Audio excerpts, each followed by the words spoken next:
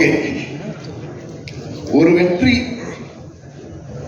அந்த வெற்றி ஒட்டுமொத்த குழுவாலையும் கொண்டாடப்படுது.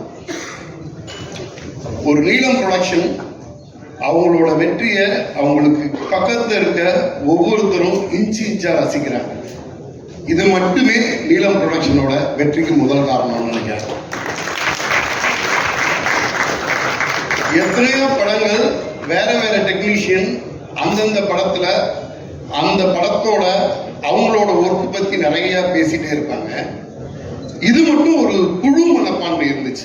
படம் சக்சஸ் ஆயிடுச்சா, படம் இந்தந்த ஊர்ல எல்லாம் இப்படி போயிட்டு இருக்குதா, எங்க ஊருக்கு பக்கத்துல ஒண்ணு பிஆர்ஓ குணா பிரதர் பேசிட்டு இருந்தாரு. எங்க ஊர் பக்கம் அதுல இருந்து ஒரு 20 கிலோமீட்டர் அந்த உள்ள தேட்டர், 2 தேட்டர்லயுமே ஓடுது, 2மே நல்லா ஓடுது அப்படின்ற மாதிரி ஃபர்ஸ்ட் ஷோல அவர் ரிப்போர்ட் எனக்கு சொல்லிக்கிட்டு இருக்காரு. இது தவிர்த்து இதுல உள்ள ஒரு இபி ஒருத்தர், அவர் கேரளா மலையாளி, மறுநாள் பேசும் பொழுது படம் பிரேக் ஒன் ஆயிடுச்சா அப்படின்னு கேட்கிறாரு. இதை விட ஒரு குழு மனப்பான்மையை நான் பார்த்ததே இல்லை. அந்த வெற்றி தனக்கு பக்கத்தில் உள்ள ஒவ்வொருத்தரும் இந்த திரைப்படம், இந்த நிறுவனம் வெற்றி அடையணும் அப்படிங்கிறது மனப்பூர்வமா நினைக்கிறாங்க. அறிமுகப்படுத்துறது மட்டும் இல்லாம ஸ்டேஜ் ஏற்றி வைக்கிறதுலையும் முதலா இருக்காரு. அவருக்கு நன்றி. இந்த படம் வெற்றி படம் நீங்களும் ஒரு காரணம். மீடியாவுக்கும் நன்றி சொல்லிக்கிறேன். வாழ்த்துக்கள். நடிகர்கள், கேமராமேன் ஒரு முக்கியமான அவங்கள மட்டும்தான் ஸ்டேஜ் வைத்தோம். பட் இருக்கிற எல்லாத்துக்குமே அங்கீகாரம் கொடுக்கணும். எல்லாருமே ஒருத்தரையும் நடத்துறது பாசிட்டிவாகவும் கம்ஃபர்டபுளாகவும் இந்த படத்தில் எல்லா டெக்னீஷியனும் அப்படி தான் அவர் நடத்தியிருக்காரு. ஷூட்டிங் ஸ்பாட்டில் அப்படி தான் இருந்திருக்காரு. படமும் அதோட கிளைமேக்ஸ் கூட நீங்கள் பார்த்துருப்பீங்க, பாசிட்டிவாக தான் முடிச்சிருக்காரு. ஏன்னா அவர் பாசிட்டிவாக படம் பண்ண முடியலன்னா எதுக்கு அப்படின்றதுனா அவரோட தாட். அவர் நான் பாசிட்டிவாக மட்டும் தான் முடிப்பேன் இந்த படத்தை அப்படின்ட்டு சாலிடாக முடிச்சார் இந்த படம்.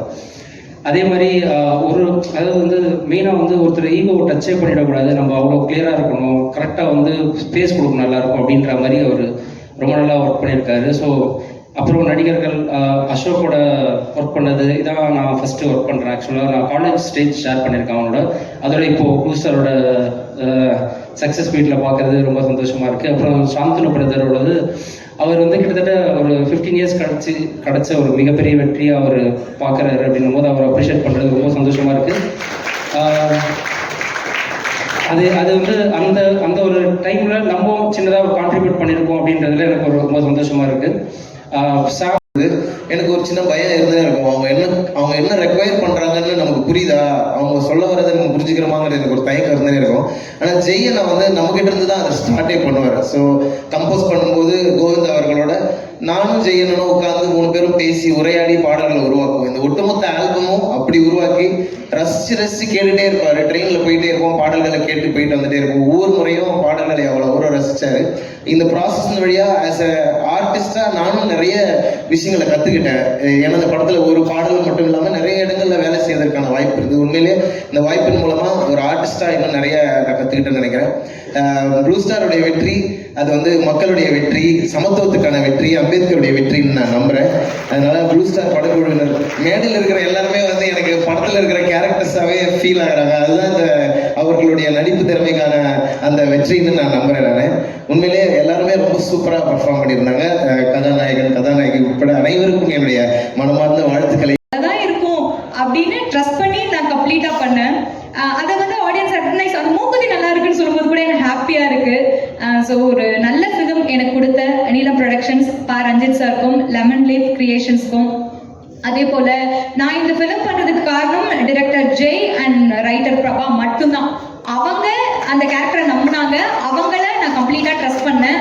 எனக்கு செகண்ட் ஒப்பீனியனே கிடையாது, அவங்கள நான் முழுசா ட்ரஸ்ட் பண்ணேன். அதோட ரிசல்ட் தான் இப்போ எனக்கு கிடைச்சிருக்கு. எனக்கு ரொம்ப ரொம்ப ஹாப்பியா இருக்கு. அண்ட் அவங்களுக்கு என்னை இன்ட்ரோ பண்ண பிஆர்ஓ குணாவுக்கும் இந்த இடத்துல நான் தேங்க் பண்ணிக்கிறேன். அண்ட் படத்தோட ஒட்டுமொத்த தீமுக்கும் என்னுடைய விஷஸ். இந்த படத்தை இவ்வளோ பெரிய சக்சஸ் ஃபிலிம் ஆகின மக்கள் எல்லாருக்கும் நன்றி. அண்ட் அவ்வளோ சப்போர்ட் கொடுத்த பிரசன்ட் மீடியா எல்லாருக்குமே நன்றி. தேங்க்யூ.